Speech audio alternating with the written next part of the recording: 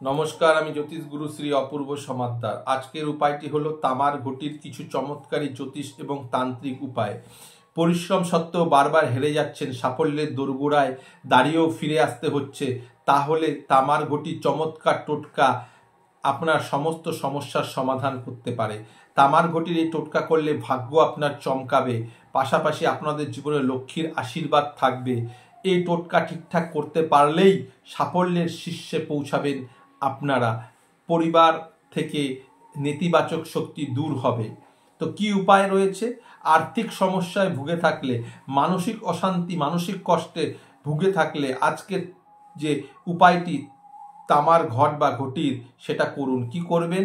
আপনারা আর্থিক সমস্যা, মানসিক কষ্টে যদি কাটান, তাহলে রোজ ঘুমানোর সময় মাথার কাছে তামার ঘটে বা তামার ঘটিতে জল পূর্ণ করে রাখুন এবং সকালবেলায় সেই জলটি বাড়ির বাইরের সীমানার কোনো গাছের মধ্যে ঢেলে দিন।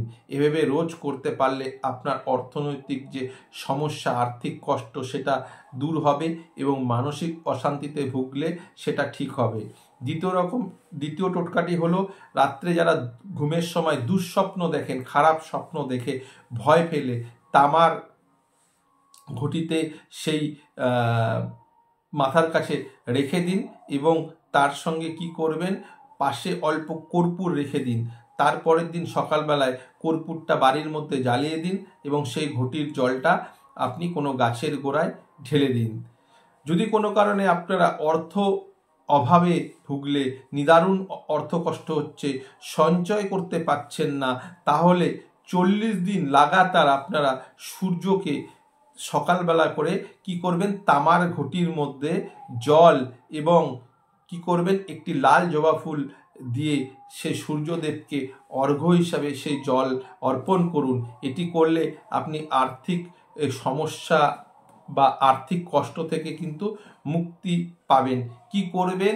যদি কোনো কারণে প্রায়ই আপনারা অর্থ কষ্টে ভুগছেন, অর্থ ব্লক হয়ে আছে, অর্থ সঞ্চয় করতে পারছেন না, তাহলে 40 দিন লাগাতার সূর্যদেবকে আপনারা তামার ঘটিতে বা তামার ঘটে জল এবং তার সঙ্গে একটি লাল জবা ফুল নিয়ে বা লাল ফুল কোনো নিয়ে সেই সূর্যদেবকে লাগাতার 40 দিন অর্ঘ্য দিন, সেই জল অর্ঘ্য হিসাবে দিন। এটি করলে কিন্তু আপনার অর্থ কষ্ট, অর্থের ব্লক, অর্থ সঞ্চয় করতে না পারলে এই সমস্যাগুলো কিন্তু কাটবে।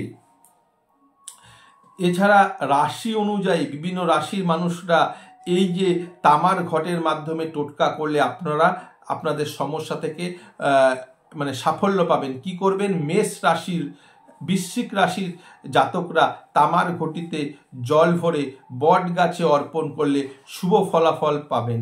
বৃষ ও তুলা রাশির জাতকরা ডুমুর গাছে তামার ঘটি দিয়ে জল অর্পণ করলে সুফল পাবেন। ধনু মীন রাশির জাতকরা নিজের জীবনের একাধিক সমস্যা থেকে মুক্তি পেতে তামার ঘটিতে জল তুলে নিন এবং অশ্বত্থ গাছে সেই জল নিবেদন করুন। এর ফলে শুভ ফলাফল পাবেন। এই উপায় করলে সূর্য ও মঙ্গল গ্রহ মজবুত হবে। এর ফলে সমস্ত কাজে সাফল্য লাভ করবেন এই রাশির জাতকরা। নেতিবাচক শক্তির প্রভাব জীবন থেকে সুখ শান্তিকে দূর করে দেয়, পারিবারিক কলহ বৃদ্ধি পায়। আপনার জীবনে যদি নেতিবাচক শক্তির প্রভাব সমস্যায় ঘিরে থাকে, তাহলে তামার ঘটিতে জল ভরে তুলসী গাছকে নিবেদন করুন।